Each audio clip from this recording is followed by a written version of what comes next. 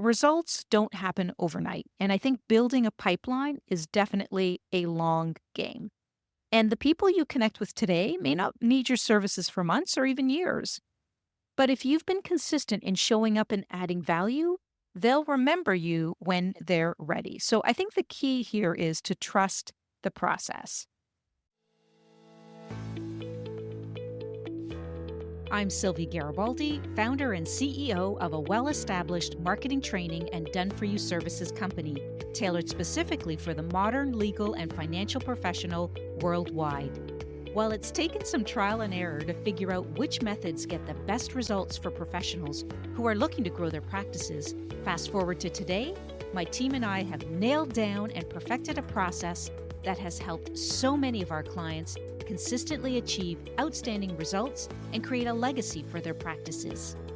I created the Serve First, Sell Later marketing podcast to give you simple, actionable, non-salesy, and results-driven marketing to grow your legal or financial practice like so many of our clients have. If you're a lawyer, mediator, financial, or divorce professional who is looking to become highly visible and wants to create a practice that makes an impact, then you're in the right place. Let's dive in. Hello, everyone, and welcome back to episode 55 of the Serve First, Sell Later marketing podcast. I'm your host, Sylvia Garibaldi. And as we approach the new year, I think it's the perfect time to really reflect on what's working in your marketing strategy, what's not, and how you can position your practice for long-term growth in the year ahead. So let me ask you this. Have you ever felt frustrated by the time it takes to see results from your marketing efforts? Maybe you've put in the work, written the blogs, shared the posts, and still the phone isn't ringing like you had hoped. So if this sounds familiar, you're not alone. Because an industry like yours, where trust, expertise, and relationships matter more than quick wins, success takes time and strategy. And that's what I'm going to talk about today because I think it's really important to touch on this. And it's something that I like to refer to as patient marketing.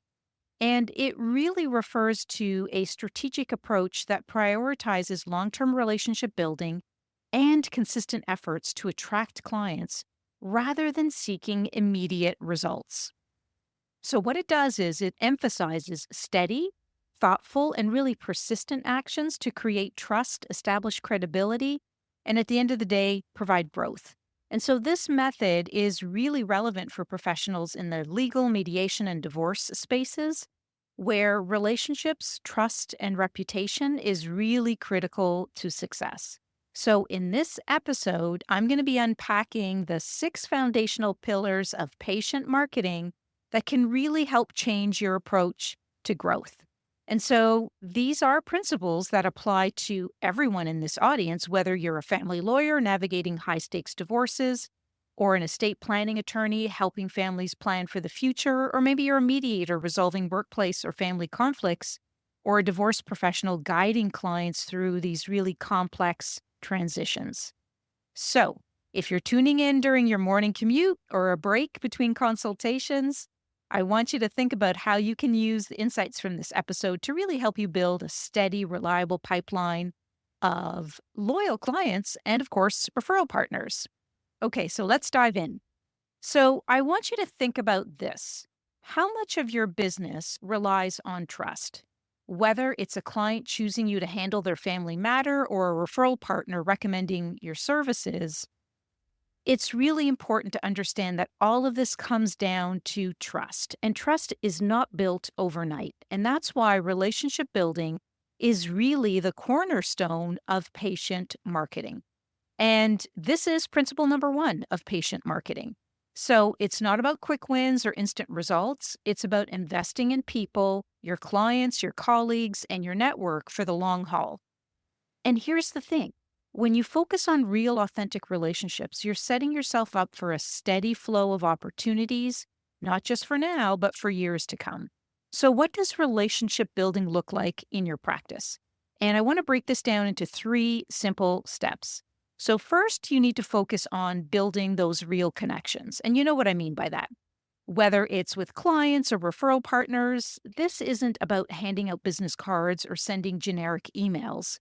This is about taking the time to understand what that other person needs and showing that you care. So, for example, let's say you're a divorce mediator. Instead of just telling a family lawyer to send you referrals, I want you to ask about the challenges that their clients face.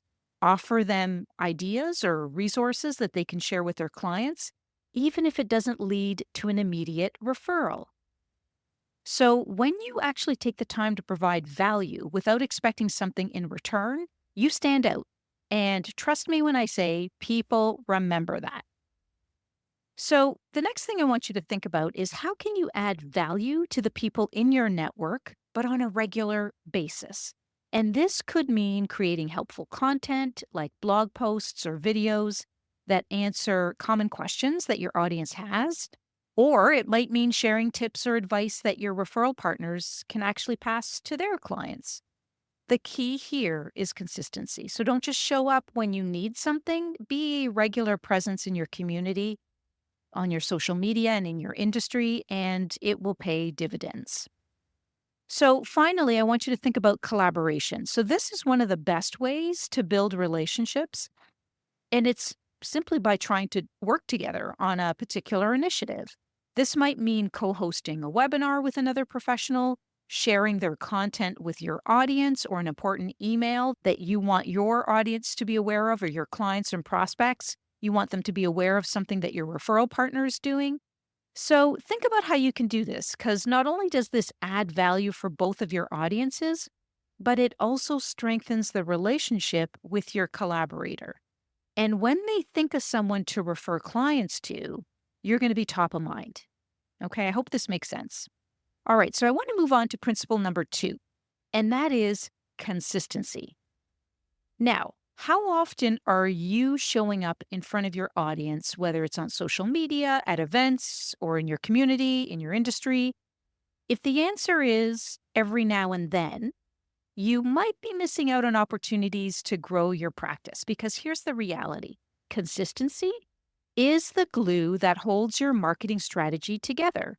It's what keeps your name top of mind, plain and simple. I mean, it's not very difficult to comprehend, right? Consistency, keeping you top of mind is key, even when people aren't ready to hire you right now. And so, in professions like yours, where decisions are deeply personal and often take time, staying visible is even more critical. So, I want you to think about it this way. Imagine you meet someone at a networking event and you have a really great conversation, you exchange contact information, and then you never follow up. And I'm sure that happens a lot. So 6 months later, when they need the exact service that you offer, they don't remember you. Not because you weren't great to talk to, but because you weren't consistent in staying on their radar. So, this is why consistency is so powerful. It's not about being flashy or overly salesy. You don't need to worry about that, because that's not what I'm talking about here. It's about showing up regularly so that when someone needs your expertise, they think of you first. So, how do you become consistent in your marketing without feeling overwhelmed, right? So, I want to break this down in a couple of steps. The first is you need to make it a habit to share content regularly. And if you've been following this podcast for a while, you've heard me say this a lot. So, this could be a social media post, maybe it's a short video, or even a quick tip shared on LinkedIn. The key here is to provide value, answer common questions, share those insights, or highlight your expertise. And please do not overthink it. And as I said, you don't need to post every day if that's not something that you can manage to do. However many times a week it is, I want it to be consistent. So, for example, if you're a workplace mediator, you might provide tips on resolving employee conflicts or share a success story. And when people see your name pop up regularly, they're going to associate you with two things: expertise and reliability.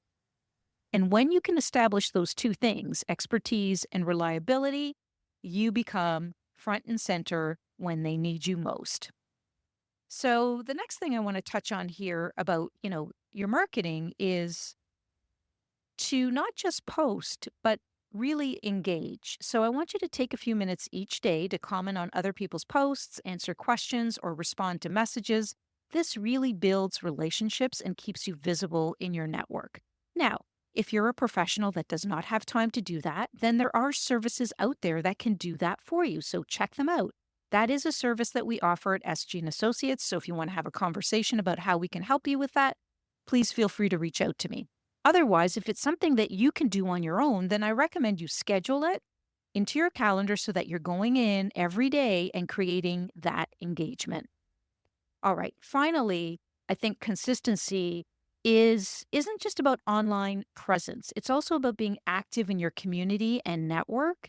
And this could mean attending professional events, participating in local groups, or volunteering your expertise. And I think the more people see you and associate you with your work, the more trust you're building. Now, I want to talk about something that's probably not mentioned a lot, and that is really staying consistent, but staying consistent during those slow periods. Okay. So we've all been there. Times when the phone isn't ringing as much and it's tempting to just step back. But these are actually the best times for you to double down on your visibility. So use those slower months to create content, to reach out to your network, or even try something new like hosting a webinar if you haven't done that before. So I want you to remember that the seeds you plant now will grow later, but only if you keep showing up. All right, let me ask you this. When was the last time you chose a service provider because they gave you something valuable, like advice, a resource, or guidance, without asking for anything in return? So think about how that made you feel. Chances are it built trust and showed you that they knew their stuff. And that's exactly what the value first approach is all about. And this is principle number 3. So it's about giving before you ask. So offering educational resources, helpful tools, or meaningful advice upfront without pushing for a sale or a consultation right away. So I can't tell you how many legal professionals, for example, because we work with a lot of them, are shifting from those paid initial consultations to totally free consultations, having a conversation to see if you and the potential prospect are a fit, right? That's what we're seeing in the industry right now. People are moving towards that. And the reality is your ideal prospects, they're coming to expect this as well.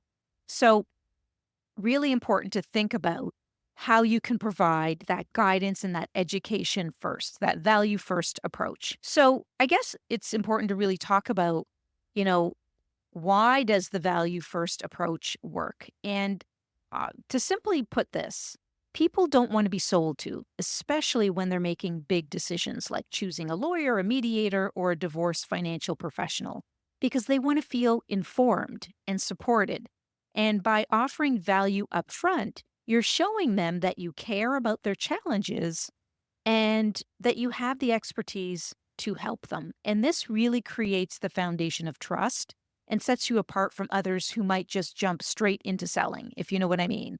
Okay, so let me break down the value first approach into action. So, one of the easiest ways to provide value is to create resources that answer common questions or solve problems for your audience. So, think blog posts, videos, checklists, guides. They don't have to be complicated, they just need to be helpful.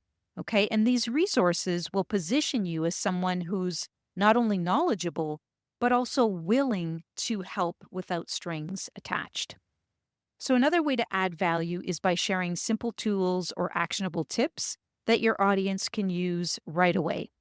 So, this could be something as small as a budgeting worksheet for clients going through a divorce, or maybe a quick tip on how to prepare for a mediation session. So, for example, if you're an estate planning attorney, you could offer a checklist of essential documents every family should have in place.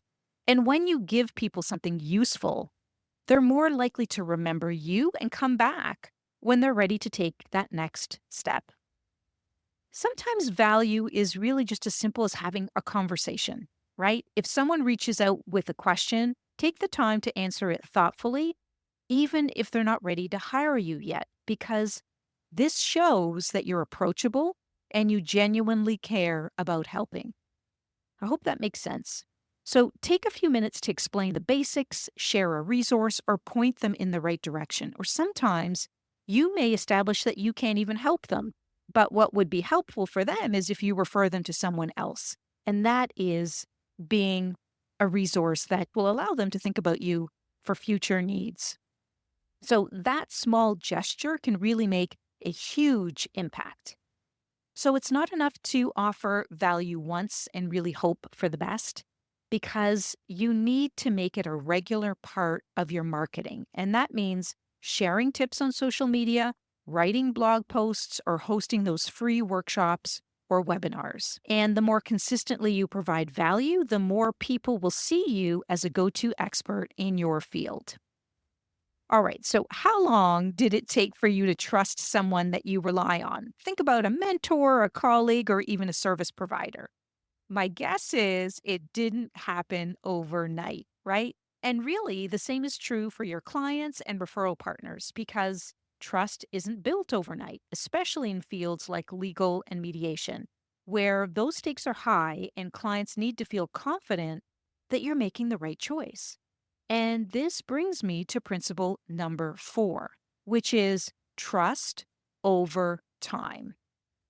And, if you think about it from your client's perspective, if you're going through a divorce, planning your estate, or dealing with a workplace conflict, these are huge. These are huge emotional decisions. And they want to be absolutely sure that the person they're hiring has the expertise, the reliability, and the understanding to handle their situation. And that kind of trust doesn't happen after seeing one social media post or attending one of your events. This is really built gradually through consistent actions and meaningful connections. And that's why building trust is really a long game because it's about showing up, providing value, and demonstrating your expertise over time so that when someone is ready to make a decision, they're going to feel confident about choosing you. So, what are some ways that you can create trust? And you've been following along in our podcast. I've talked about this before. So, here are some simple ways, but powerful strategies. And the first is consistency. People need to see you regularly in order to trust you, right? This means showing up consistently, whether it's in your community, in your network, on your social media. It's about being present enough for people to recognize your name and then associate it with credibility. And I'll also say that consistency could be referral partners that are continually using your name because they're referring potential clients to you. And so different referral partners can use your name and clients are hearing your name over and over again. That's another way that you can see consistency. So you also want to ensure that they know that you're an expert and that you really understand what they're going through. So you're going to share that educational content, you're going to answer those common questions. You really want to demonstrate your expertise. And that could even include testimonials, right? Showing those testimonials about what people are saying about you. And I think building trust isn't just about what you say, it's also the actions that you take and how you show up. If you say you're going to follow up with someone, follow through. If you promise to deliver a resource, do it promptly. These small actions add up and show people that you're reliable and professional. And trust me when I say that people are looking for these things to see if you will deliver. And very quickly, as an example, if I'm in a meeting with someone and I see that they maybe don't show up on time frequently, or maybe they don't show up at all, or they don't keep to what they said they were going to do, I'm adding all these things up in my mind and it formulates an impression, right? And so people are paying attention. So I want you to think about that. And finally, I think we all recognize that trust takes time, and it might be months, could be years before a potential client or referral partner really feels ready to work with you. And that's okay because the key is to keep showing up and providing value time and time again, right? So remember, your job is to plant seeds and to nurture them. So for many, finding clients can feel like a roller coaster. One month your calendar is packed and the next you are scrambling for business. Can you relate to that? So if this sounds familiar, then you're really not alone because many professionals in the legal and mediation fields, they struggle with keeping a steady flow of prospects. And that's where pipeline development comes in. And this is number 5. Pipeline development is number 5 of patient marketing. So, what is pipeline development? Very simply, pipeline development is all about continuously engaging in activities that bring potential clients into your universe. So, it's not about instant results or quick wins. It's really about building a system, a process that keeps your business moving forward even during slow times. So, the key here is continuity, right? You have to keep planting seeds through consistent outreach, networking, and content creation, knowing that some of those seeds might take months or even years to bear fruit. So here's the thing: clients don't always make decisions right away. In industries like legal and mediation, people often take their time. So they need to trust you. They need to understand your expertise and feel confident before they're ready to commit. So I think by building and nurturing your pipeline, you're ensuring that when someone is ready to make that decision, whether it's next week or next month, that you are the person that they think of first. So let's break down into very simple, actionable steps how you can really start to build and maintain that pipeline today. So, time and time again, I've always said that one of the best ways to grow your pipeline is by putting yourself in front of your ideal audience. This could mean speaking at industry conferences, local community events, virtual webinars. Really sharing your expertise can help you build that credibility and connect with people who may need your services down the line, right? That's the key thing. That's what you want to do. The other thing you could do to build your pipeline is to strengthen relationships with referral partners. These could be lawyers, financial advisors, therapists, HR executives, whoever serves the same clients as you do and may not be your competition. So the key here is to stay in touch, provide value, and really look for those ways to collaborate. Okay. And speaking of webinars, I think hosting your own is another great way to engage prospects and build your pipeline. But I want you to choose a topic that addresses common questions or pain points that your ideal clients face, and then use that webinar as a way to showcase your expertise. So, for example, if you're a business lawyer, you could host a webinar on how to avoid legal pitfalls when starting a new business. And I think at the end, it's going to be really important to invite those attendees to either join your email list for more tips or bring them into a consultation. Whatever it is that can continue the conversation is going to be super, super important. So, pipeline development isn't just about big events, right? It's also about the small, consistent actions that you take every day. So, think about posting regularly on social media, send those follow up emails to maybe past clients or prospects who haven't made a decision yet, engage with your community. These are all actions that can keep you visible and really remind people that you're there to help. Okay, so here's another quick example. If you're a workplace mediator, you could share tips on LinkedIn about how to resolve team conflicts, or you can send a quick email to a referral partner just to check in. These small actions can seem insignificant, but really over time, they build up to a strong, reliable pipeline. So now here's the part that's hard for many people. Results don't happen overnight. And I think building a pipeline is definitely a long game. And the people you connect with today may not need your services for months or even years. But if you've been consistent in showing up and adding value, they'll remember you when they're ready. So I think the key here is to trust the process. Every blog post, every social media, every event, every conversation, it's all moving you closer to a steady, reliable flow of clients. All right, moving on to principle number 6 of patient marketing, and that is reputation. So when you're deciding to work with someone, whether it's a contractor for your home, maybe a new service provider, or even a restaurant, what is one of the first things that you do? You check their reviews, right? You look for testimonials, success stories, or anything that gives you confidence in their ability to deliver. And so your clients And referral partners do the exact same thing when they're considering working with you. And I think that's why focusing on your reputation is so important in patient marketing, because it's not just about what you say you can do, it's about what others say you've done. So, a strong reputation sets you apart, builds that trust, and really positions you as the go to expert in your field. So, choosing a lawyer, a mediator, or a divorce professional is really a big decision for a lot of people.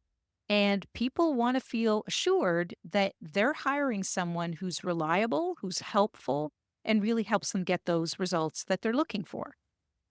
So, your reputation isn't just about attracting clients, it's also about creating trust with people who might never hire you directly, like referral partners. So, when others see you as a reliable, helpful expert, they're far more likely to send clients your way. So, the question becomes, how do you build a strong reputation that stands out? And let me share a few simple, actionable strategies. So, first and foremost, let others do the talking for you. So ask for those testimonials, get those Google reviews and success stories. These are incredibly powerful tools for building credibility, and they show potential clients and referral partners that they've helped people in similar situations and that you can help them too. So, super important to think about how to do that. And I think you should not be afraid to ask for these testimonials after working with a client or completing a project where you know that they've felt like it was a positive experience. You should be open to asking them if they want to share their experience. And most times, people are happy to help, especially if they've had that positive outcome. So, reputation isn't just about your past successes, it's also about how you show up every day. Are you reliable? Do you follow up on your promises?